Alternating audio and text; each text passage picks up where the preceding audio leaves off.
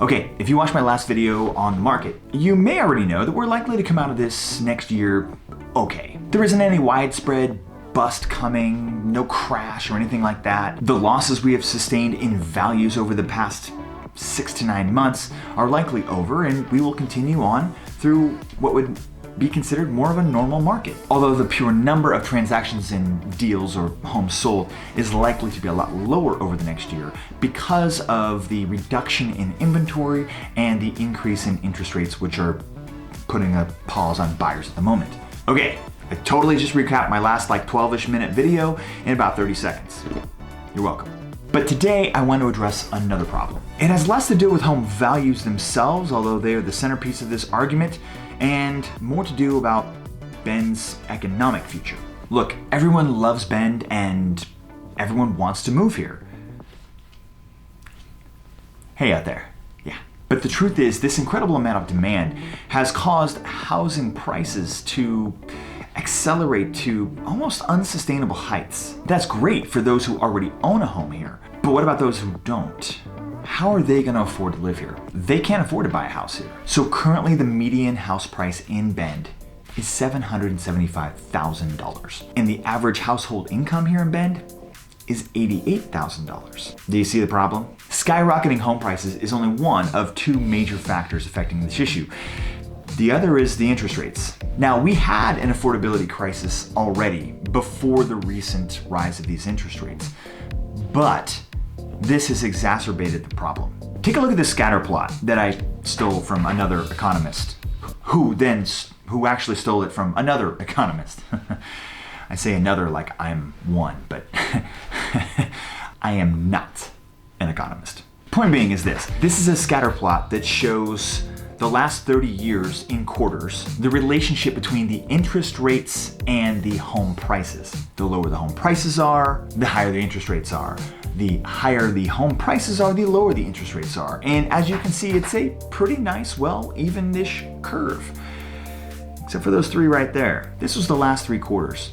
Yikes. No wonder the market paused, right? This is alarming. And like I said, although the affordability has been skyrocketing over the last decade and things have not been very affordable anyway, this last little rate hike thing over the last 6 months has absolutely, completely wreaked havoc on Bend's affordability, Central Oregon's affordability. Take a look at this next graph. This is the percentage of people who can afford a median-priced home in various cities across Oregon with a 5% down payment. This year versus last year. In Bend, only 8% could afford a median-priced home. And that's way down from an already embarrassing only 20% before. This is what an affordability crisis looks like. Okay, let's take a super quick time out to ask you to go ahead and like and subscribe to this page if you haven't already. Both options will let the YouTube algorithm know that you like this video and that they should suggest it to more people in the area so they have more insight as to what's going on. Now, what can be done about our little issue here? And who cares, right? I got my house and I'm fine. Well, good for you. But the real question is how as we as an economy can grow. Have you noticed there are still tons and tons of places that are hiring? There are jobs everywhere you turn. Everyone is hiring. Heck, even we are hiring. Seriously, I recently heard somewhere that 70% of businesses are hiring right now. Pausing for dramatic effect. And many of these Central Oregon businesses are actually losing revenue because they can't hire enough people. Quick story. We were coming home from a day trip and my son was ravenous. He was starving. It was past our usual dinner time. We eat kind of early. It was maybe 7 o'clock-ish. And so we stopped at our favorite brewery to grab a bite to eat before heading home. We walked in the front door and the hostess there told us that they weren't accepting any more dine-in customers this evening. It was only 7 p.m. Despite the fact that there were a dozen tables that I could see were clearly empty and open. So, okay, fine, that's fine. Can we just order a pizza to go? We live right around the corner, we'll grab the pizza, we'll take it home. Problem solved. They said sure, except they weren't taking any pizza orders either. We would have to order something else from the menu that wasn't a pizza. 7 o'clock. Really? So we gave up. We actually went home and had dinner. Could you imagine how much more business that restaurant could have brought in had they actually had the employees to run it? Where are all the workers? Do you know that we are at record low unemployment? Really? I don't really understand either, because it seemed like all of these places had workers before the pandemic and and now they don't. But in either case, everyone who does want to be working right now is working and is employed. So how can we entice more people to move here, to work here, if nobody can afford to live here? The city of Bend and the state of Oregon are already making things harder by constricting our city's growth boundary. They're not constricting growth because they want to hurt affordability, but rather to curb climate change. In fact, they are acutely aware of the affordability issue. But instead of allowing the city to grow outwards, which is actually easier and what most people want, the city wants us to grow with more density and more vertically. Basically, they want us to build more high density. Think condos and apartment complexes. Not skyscraper high, but still you get the point.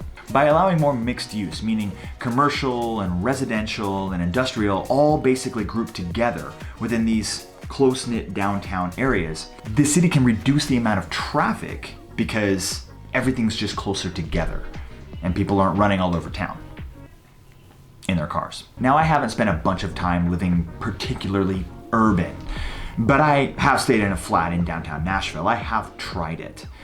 And it does have a certain charm to it, being able to just walk around.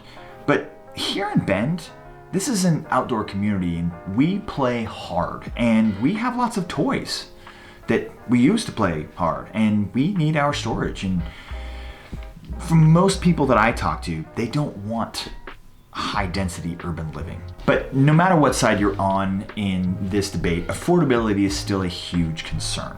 Either way, as of late, developers appear to be heeding the call for higher density and cheaper housing. There are hundreds, potentially thousands of units, condo units and apartment units, coming soon to the Bend area. But the big question is, will it get here soon enough?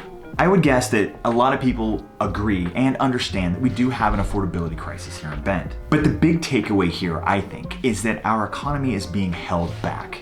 Our economy is going to hurt because businesses cannot attract enough workers because we can't house them. Heck, even Redmond, which used to be a cheaper housing alternative, is getting extremely expensive. I certainly don't have the answers because it's a really tricky situation. Nobody who owns a home wants to see their hard-earned equity go down, but if we can't expand and grow our economy and grow our businesses, how can we continue to grow as a community? Look, one way or the other, if you're looking to buy, sell, or invest here in Central Oregon, my team and I would love to be your resource of choice. Be sure to check us out at KrommRealEstate.com, and the link is in the description. You can just go there. Thanks so much for watching, and we'll see you next week.